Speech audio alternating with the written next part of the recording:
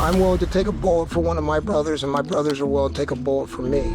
Just after 2 in the morning, that promise came due on a casino floor in Laughlin, Nevada. Bikers were shooting bikers between the slot machines. Gamblers were crawling under the blackjack tables, and in minutes, 3 men were dead.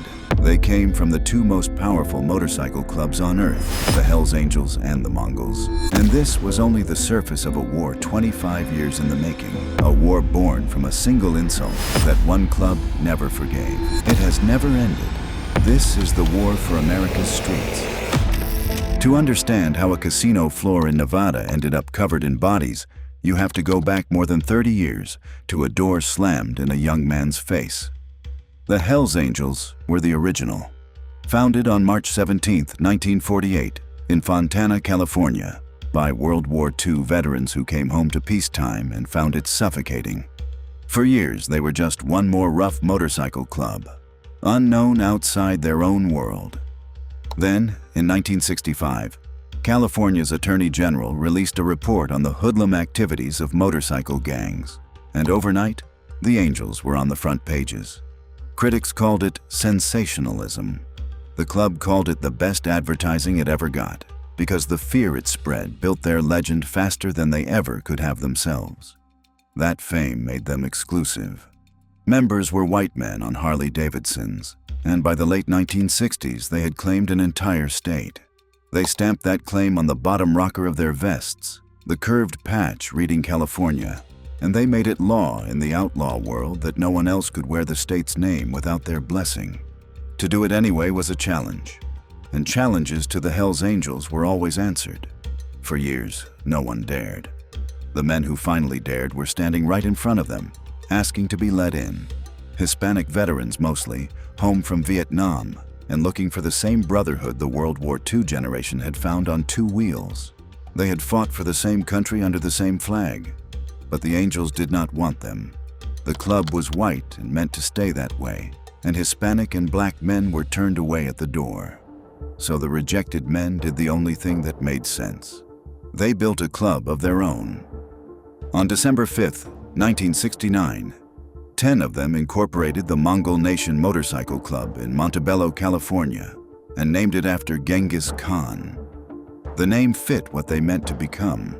Told they did not belong, they planted themselves inside the one state the Hells Angels believed was theirs alone. From that day, the most powerful club in California had a rival in its own backyard. The Mongols did not drift into crime. They chose it. In 1974, they voted to fully embrace and from there they grew fast, across California, into the Southwest, eventually as far as Germany and Thailand. But every new patch sharpened the same problem. 2 clubs cannot own one state. One had claimed California as a birthright. The other now wore California's name on its back in open defiance. There was only one way that argument ends, and it was never going to be with words. The first blood was spilled over a swap meet.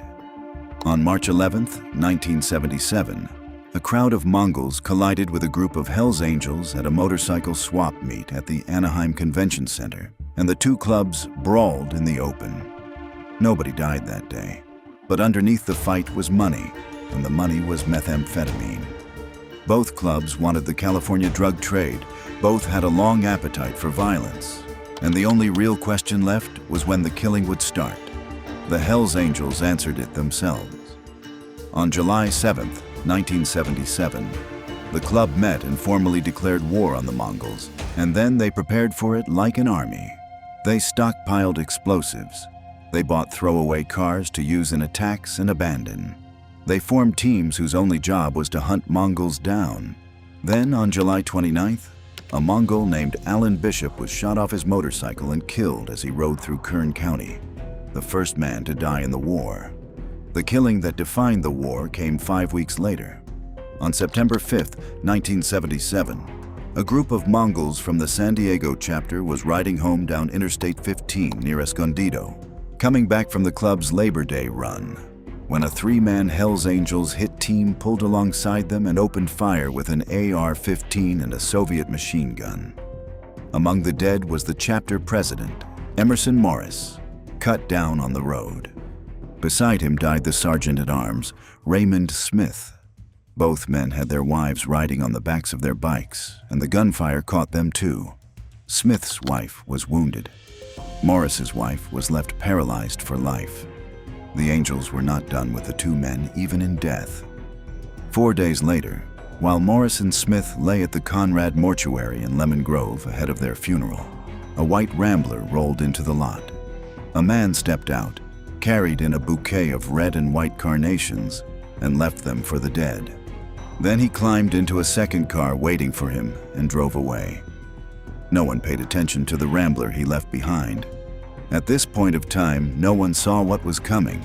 Soon a bomb exploded in the same white Rambler, wounding 3 people and tearing apart a mortuary limousine.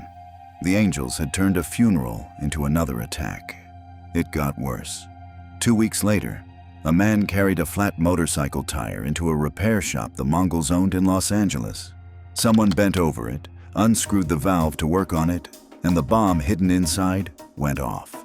It killed a Mongol named Henry Jimenez, along with a 15-year-old boy named Raymond Hernandez, who had nothing to do with any of it.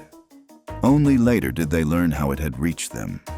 A Hells Angels prospect had delivered the tire, and another angel had packed it with explosives. A war over a drug market was now killing children. By now, the Mongols had taken all they were going to take. They had buried a president, a sergeant-at-arms, a member, and a child, and they came back swinging with everything they had. The Angels shot Mongols, the Mongols bombed Angels, and the killing became a tug-of-war, dragging back and forth across the state. The Mongols even wrote the war into their own code, granting any member who killed a Hells Angel the right to wear the club's motto, "Respect few, fear none," tattooed on his skin. But tattoos could not fix the one problem that mattered. The Mongols were badly outnumbered. The Hells Angels had spent years forcing every other outlaw club in the country under their control, and their whole reputation rested on a single belief, that no rival could survive a war against them. So the Mongols did the only thing that kept them breathing. They went to the Angels' enemies. The Bandidos, the Outlaws, the Sons of Silence, and the Pagans had all refused to bend to the Hells Angels, and together they were enough to hold the Mongols up against the largest motorcycle club on Earth. In the end, both sides had bled enough to want it to stop. They signed a peace, and the terms handed the Mongols everything they had fought for. They kept the California bottom rocker and free reign over Southern California, while the Angels held their chapters in the South and kept the North. For a club that was supposed to have died in its first year, it was a stunning win. But a truce is not an ending. The Mongols had won the right to exist, and the Angels had agreed to share a state they still believed was theirs by right. The war was not settled. It was only buried. And it would stay buried for almost 25 years, until a casino floor in Nevada dragged all of it back up at once. For 20 years, Laughlin had been the place the war went to rest. It was a small Nevada casino town of 8,000 people on the Colorado River, across the water from Arizona, and every April it threw open its doors to the Laughlin River Run, a 4-day motorcycle gathering that pulled as many as 80,000 riders to its strip of 9 casinos. The town lived on it. There were tattoo contests and bike shows, and for most of the people who came, it was nothing more than a holiday in the desert. The Hells Angels came, the Mongols came, and for 20 years, the two clubs walked the same streets without spilling a drop of blood. But the spring of 2002 was different, and the police knew it before a single rider arrived. Intelligence had reached law enforcement that the Mongols meant to raise their standing in the outlaw world by attacking the Hells Angels at the Run. The warning traveled all the way to Harrah's, the casino where the Mongols were staying. The people who ran it knew trouble was coming. They did nothing, and the security stayed exactly as thin as it had always been. The first man to die never made it inside the casino. Hours before the riot, a Hells Angel riding home toward San Diego was shot in the back on the highway and left dead on his motorcycle, his license sitting on the seat beside him. He was killed about an hour before everything started. Just after 2 in the morning on April the 27th, around 35 Hells Angels left the Flamingo Hotel and rode to Harrah's, where roughly 40 Mongols were drinking in a bar called Rosa's Cantina. They came with guns, knives, hammers, and wrenches hidden under their clothes, and they moved through the casino like a military unit, posting men around the bar like sentries. For a moment, there were only words. A Mongol asking the Angels who was in charge. Then, at 2:16 in the morning, a Hells Angel named Raymond Folks ran at a Mongol and kicked him in the chest, and the casino floor came apart. Denise Massey was gambling on the first floor when she saw 20 or 30 bikers suddenly close in around something. Before she could make sense of it, the shooting started. 60 or 70 men were swinging guns, knives, wrenches, hammers, and heavy 4-cell flashlights the bikers called death lights, and the violence was everywhere at once. Stray bullets shattered the slot machines. Gamblers dropped to the floor and crawled under the blackjack tables.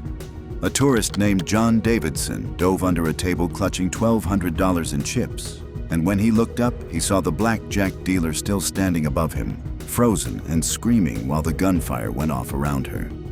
He reached up, grabbed her, and pulled her down to the floor beside him. A few feet away, a man named Sanford Jossin walked out of the bathroom straight into the middle of it and took a bullet in the chest. Another witness watched a wounded man stagger across the floor and shove something behind a slot machine, and only when he saw the blood did he understand it was a Mongol trying to hide his colors before he went down. To a woman at the bar, the gunshots came so fast and so endlessly that the whole room seemed to turn gray. It was over in minutes. 3 men were dead. 2 were Hells Angels, Robert Tumulty, 50, and Jeremy Bell, 27, both shot. The third was a Mongol, Anthony Barrera, 43, stabbed to death. 12 more were wounded and rushed to hospitals in Las Vegas and across the river in Arizona. When the police searched the casino, they found what the 2 clubs had carried in: guns, dozens of knives, hammers, wrenches, and flashlights inside, and still more guns and knives out in the lot. Every door out of the building, one eyewitness would tell the grand jury, had blood trails running from it. The town shut down completely.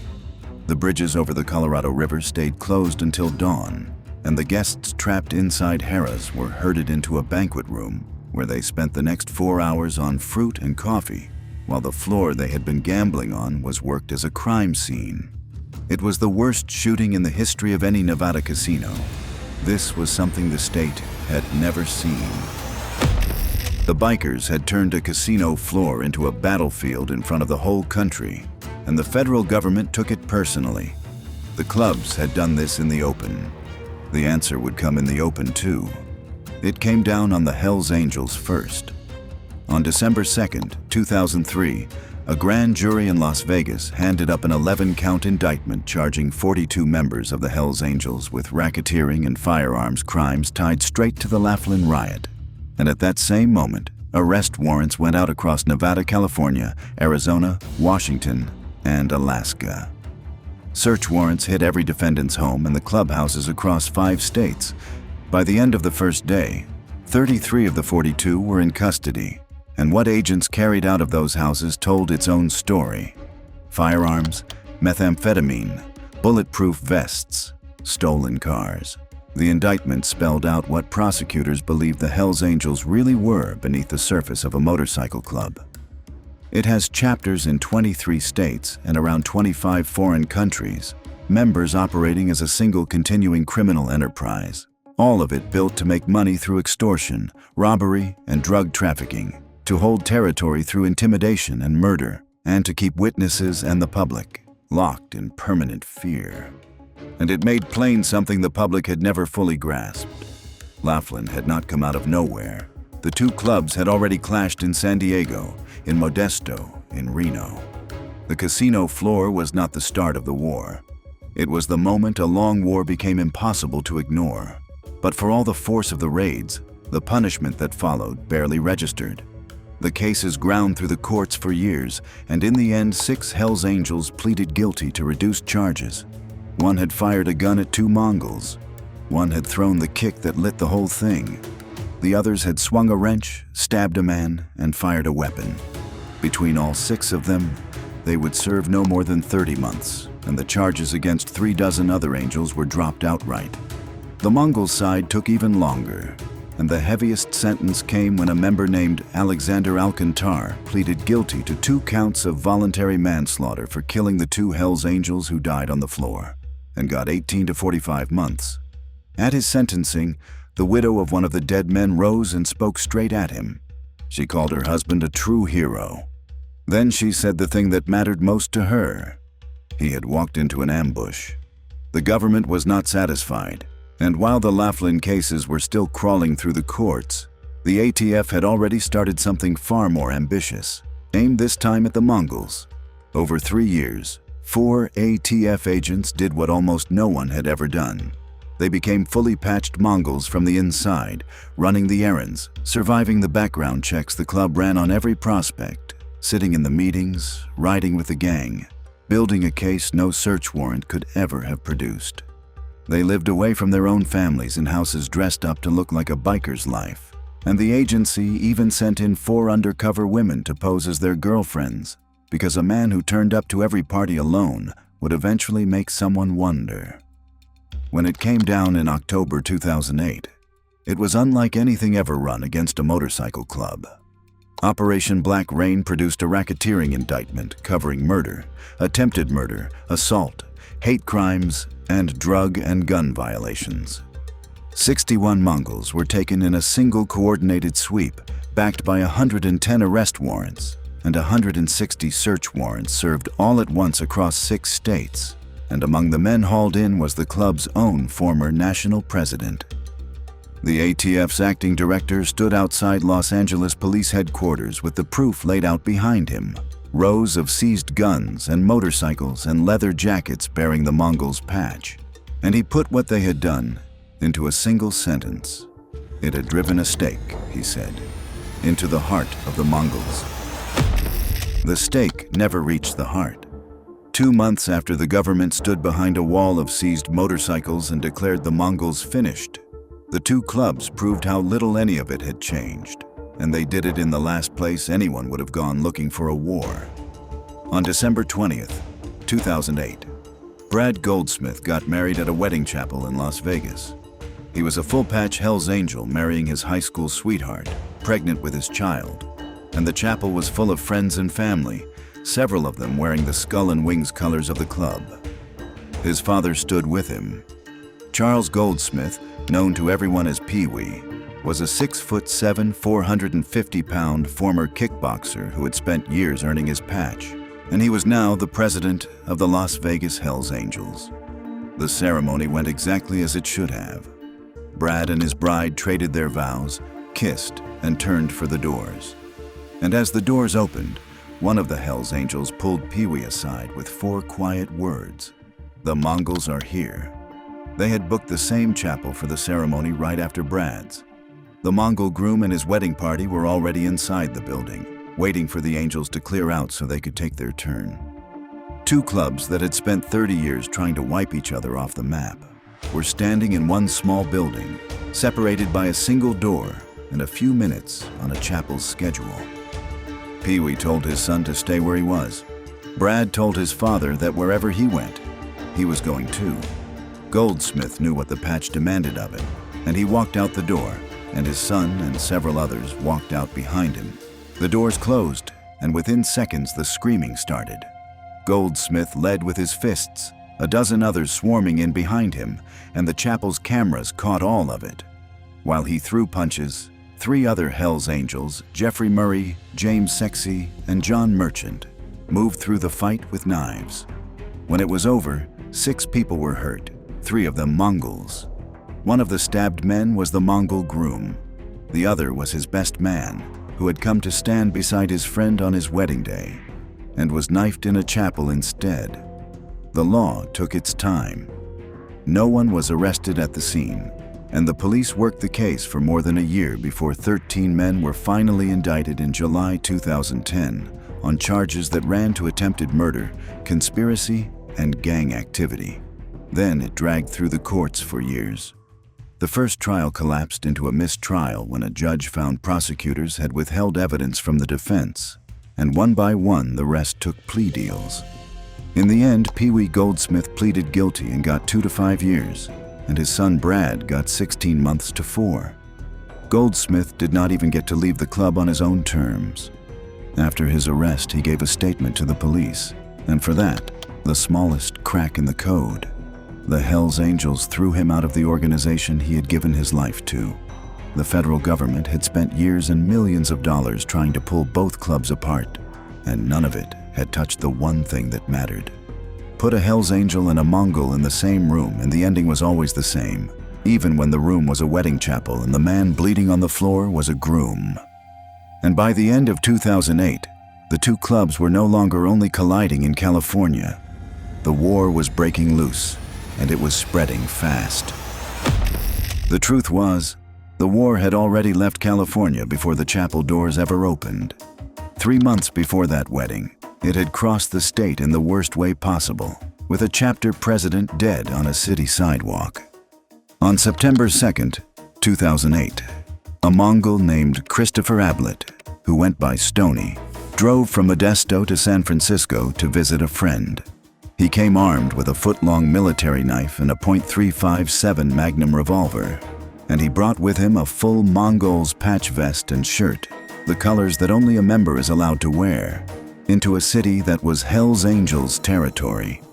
Word reached Mark Guardado, the president of the San Francisco Hells Angels, that a Mongol was wearing his colors in a bar in the Mission District. Guardado, known among bikers as Papa, did what the code of his world demanded. He went to the bar to confront the man. A fight broke out on the sidewalk at the corner of 24th Street and Treat Avenue, and Ablett stabbed Guardado 4 times and shot him twice, killing the chapter president on the street. In the hours that followed, Ablett's phone records showed him calling Mongol after Mongol, reaching through the club's network in the immediate aftermath of what he had done. He was arrested, charged, and put on trial, and he took the stand to claim he had acted in self-defense. The jury rejected it. They found instead that he had murdered Guardado to raise his own standing inside the Mongols, and that the Mongols were a racketeering organization, and they convicted him on all 4 counts. He was sentenced to life in prison without the possibility of parole. But the war was not only moving north through California, it was crossing oceans. In August 2010, members of a notorious Kurdish clan in Bremen, Germany, formed a local chapter aligned with the Mongols. It was the first time in Germany that a Muslim immigrant clan believed to be tied to organized crime had stepped into the outlaw biker world, and the Hells Angels had long ruled Bremen's underworld. So the new chapter was a direct challenge to everything the Angels controlled there. German investigators said they were watching the situation with deep concern, and the head of Bremen's Criminal Investigation Office concluded that what these new members wanted was not a love of motorcycles at all, but new criminal structures and trading routes. The details backed him up. The new Bremen Mongols had no motorcycles and no motorcycle licenses. When they moved through the city, they drove powerful cars. The only one among them who had actually obtained a motorcycle license was the man who had founded the chapter, Mustafa B., 38 years old, a leading figure in Bremen's organized crime world. He had gotten that license 2 weeks before he died. His red Honda Fireblade accelerated past traffic on a 4-lane street in Bremen, hit a tree, and he was dead at the scene. The police issued a statement saying no third party was to blame. But investigators examined the motorcycle for signs of sabotage anyway, and they did it for one reason. Mustafa B. had made an enemy of the Hells Angels, and in that world, accidents are not always accidents. No evidence of sabotage was ever confirmed. What was left was only the fact of it. A man who had planted the Mongols' flag in Hells Angels territory was dead within 2 weeks of getting on a motorcycle, and no one could prove how. More than 50 years after a door was closed in a young man's face, both clubs are bigger than they have ever been. The Hells Angels run over 230 chapters and as many as 2,500 members across more than 30 countries. The Mongols have around 2,000 members of their own, with chapters now reaching into Australia, Germany, Mexico, and a dozen other nations. Both are labeled outlaw motorcycle gangs by the United States Department of Justice, tied to drugs, weapons, extortion, and violence. Both still insist they are nothing more than motorcycle clubs. That argument is as old as the clubs themselves, and it has never moved an inch.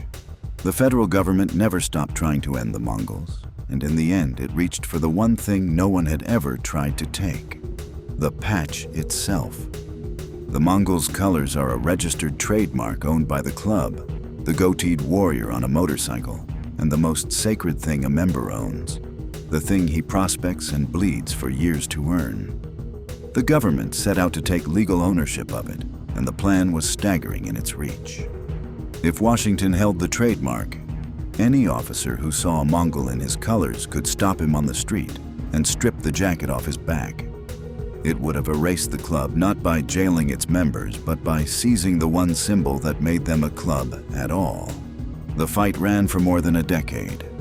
In December 2018, a jury convicted the Mongol nation under racketeering law and agreed the patch should be handed to the government. And for a moment, it looked like the plan had worked. Then the judge who had overseen the whole case refused to sign it away. Handing over the patch, he ruled, would violate the First Amendment because wearing the colors is a form of expression, a statement of who a man is and what he belongs to.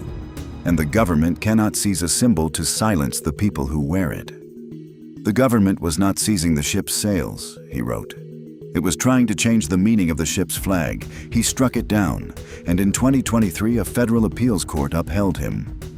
The conviction stood, but the patch survived. And the territory question that started all of it has never been settled.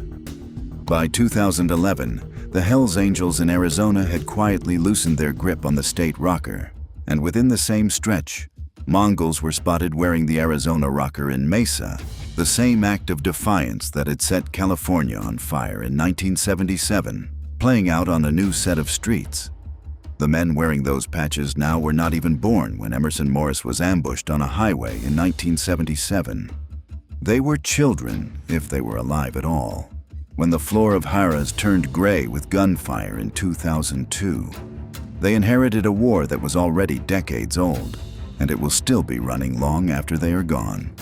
The clubs have survived federal infiltrations, mass arrests, racketeering convictions, the fight over the patch, and the deaths of the founding generation. None of it has settled anything. The war did not start over drugs or money or territory, though all of those became part of it. It started because a group of men were told they did not belong, and they refused to accept that answer. The Mongols are still here. So are the Hells Angels, and the bottom rocker is still on their backs. For all the blood these two clubs have spilled, the men who fought hardest to bring them down were never their rivals. They were the cops who walked into these gangs alone, under false names, and tried to take them apart from the inside. A handful of them got deeper than anyone thought possible. Click the next video to find out who they were and what it cost them when it was over.